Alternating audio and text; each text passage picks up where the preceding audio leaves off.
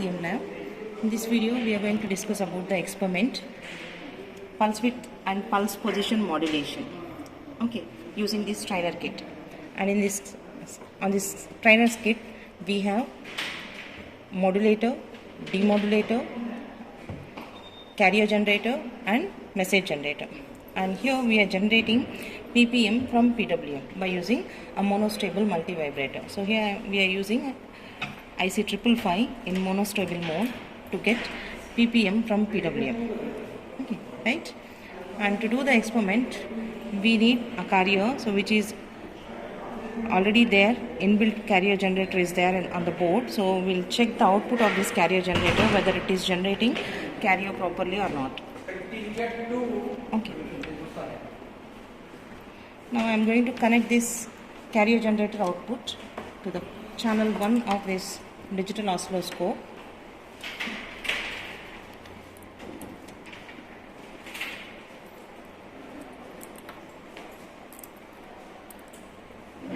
Observe the CRO, so digital source CRO, to which I have applied my carrier generator output. Now you can observe the carrier on the display.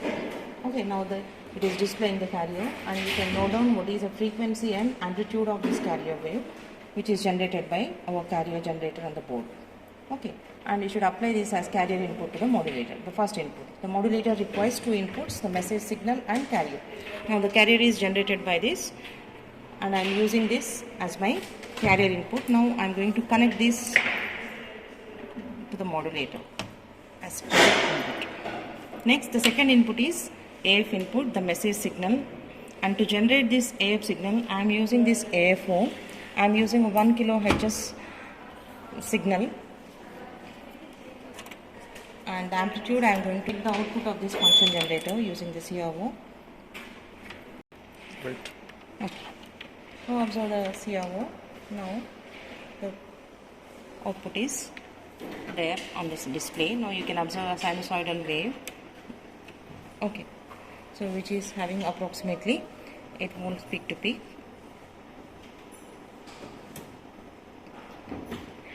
Okay, 8 volts peak to peak or 4 volts peak. I am using this as my message. Now it is properly generated by this AFO. Now I am using this signal as my message signal, and I am connecting this to modulator using this patch pad.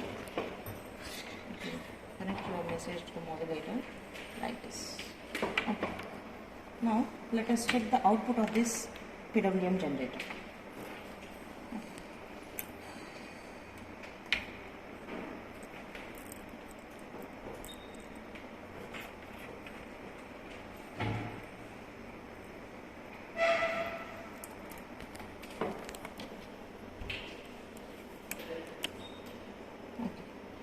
Now let us observe the PWM output. Now here you can observe the width variation of the pulse waveform.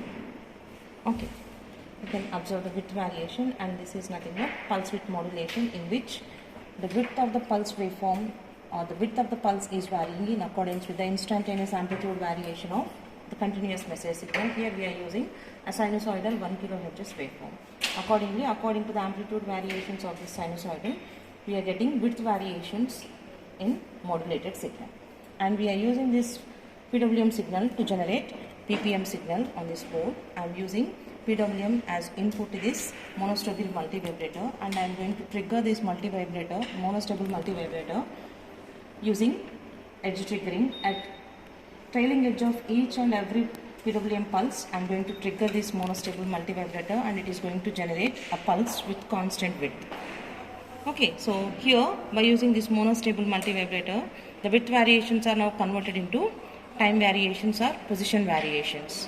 So in that manner we can generate ppm from PWM. Now let us check whether we are getting PWM output on this board or not. So the PWM output to the second channel of this CRO.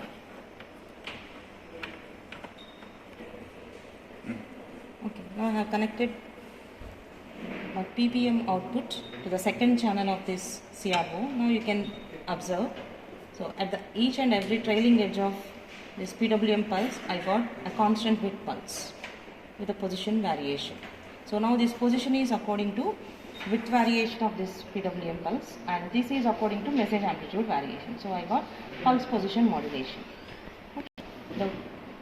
In pulse width modulation, you have to note down what is the width of the pulses and then the time difference, and here you should note down what is the width of this pulse and then the time difference.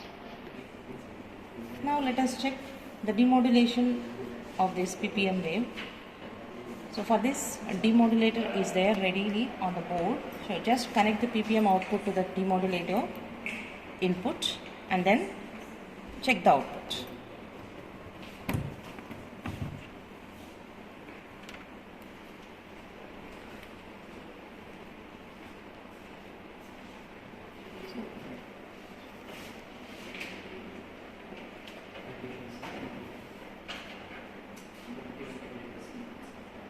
Okay, now you can observe the sinusoidal waveform here.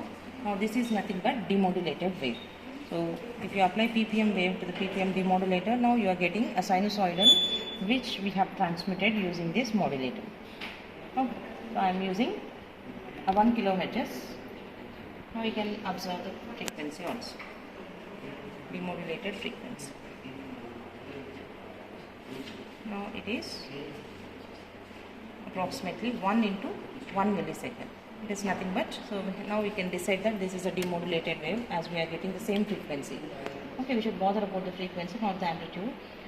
Obviously, amplitude will be decreased because of the propagation.